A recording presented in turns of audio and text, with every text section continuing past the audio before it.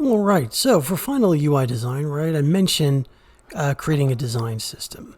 And at the bottom of this post, right, this anchor link, what is a design system? You can read through the post, but really, here it is. Think of Lego, right?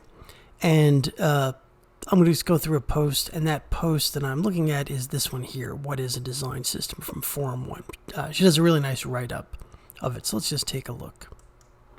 Okay. So here it is, a series of components that can be reused in different combinations, right? And useful for managing design at scale. And the logo concept, right?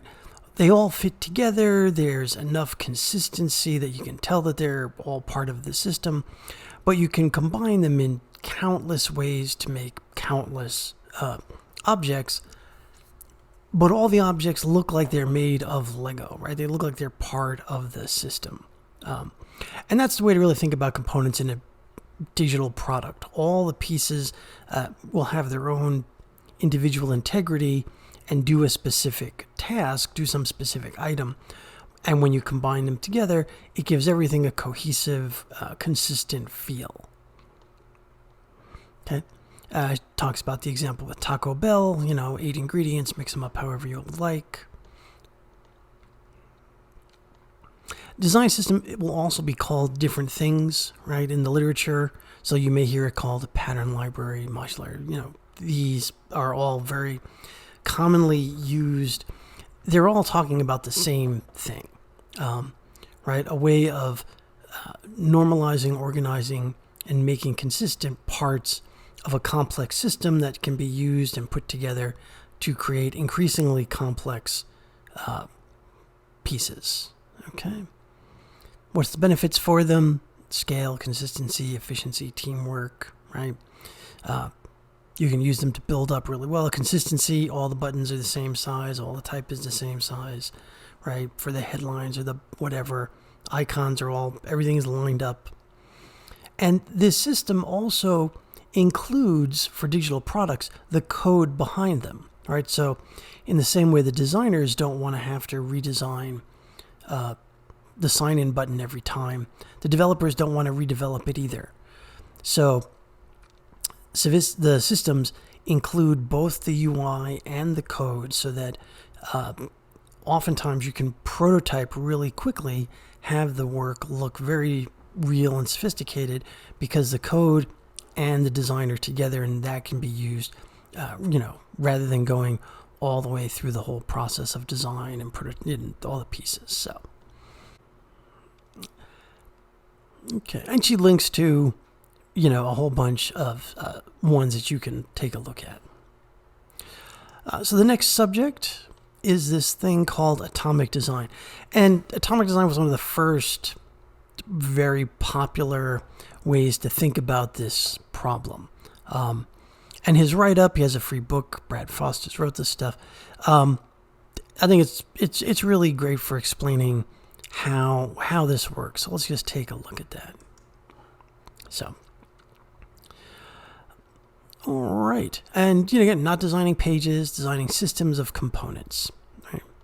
So, and his inspiration for this was the periodic table of elements. Each of these are an individual element, but you combine them to make more complex compounds. So here are his pieces, right? And he uses this language of atoms, right? The smallest unit. Combine atoms to make molecules. Combine molecules to make an organism. Group organisms into a template. Group templates, and you'll have your page. Okay. So let's just take a look at what those actually look like in practice. So here we have the atom, right? The smallest, right? The typeface, the title, the input text field, the button. Actually, these are just his labels, not part of the design. These are the designs over here.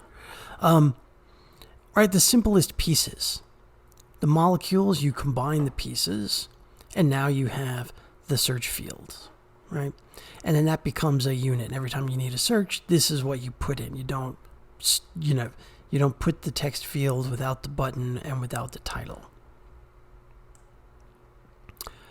Right? Next is an organism. So this would be one of the molecules. This is another molecule. Maybe this whole thing is the molecule. But you combine them right into this masthead organism. And there's just some examples from really old sites now. Next up is templates. So you can see, right, we've got an organism here. We've got an organism for whatever this page is. So that whenever you're doing a page like this, you want to use this template, it's combined with these organisms.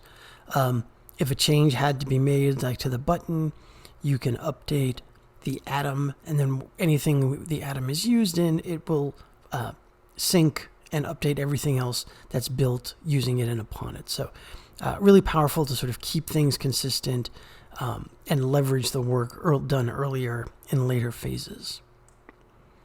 Finally, we get to pages.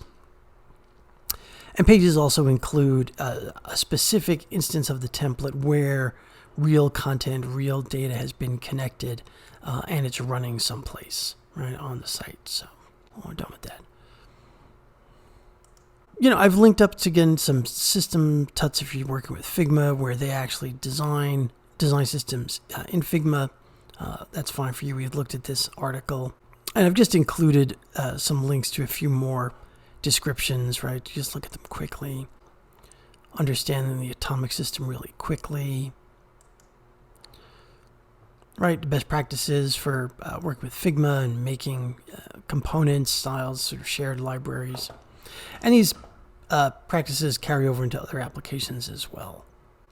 This last section, Adele, and I just wanted some examples, right? They were all, so Adele is an interesting site. What it does is it lists, right? They just collect the design systems from all kinds of companies. And again, good background information. Carbon Design. This is IBM's open source design system. So when you're building something for IBM, these are the standards that they would like you to work with, right? How it all works together.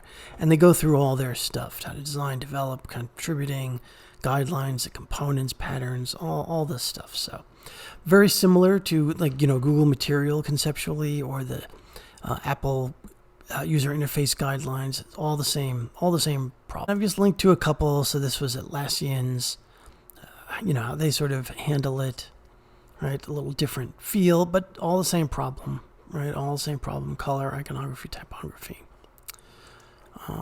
Okay.